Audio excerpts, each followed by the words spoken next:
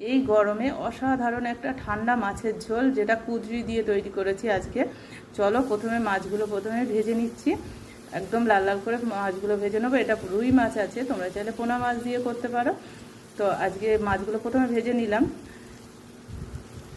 নিয়ে ওই মাছের তেলের মধ্যেই দিয়ে দেবো কালো জিরে, আর যে কুঁদরিগুলো ছিল কুঁদরি দিয়ে দিলাম, একটু নাড়াচাড়া করলাম, দিয়ে কটা ভেন্ডি ছিল সেটাও দিয়ে দেবো, আর একটু পেঁয়াজ। তারপর দিয়ে দেবো ডাটা আলু কেটে রেখেছি, আর দুটো লঙ্কা, কাঁচা লঙ্কা দিয়ে দিলাম, নুন হলুদ। এবার এইগুলোকে ভালো করে নাড়তে হবে, নেড়ে চেড়ে একটু ভাজা ভাজা হয়ে যাবে, জল ঢেলে দেবো।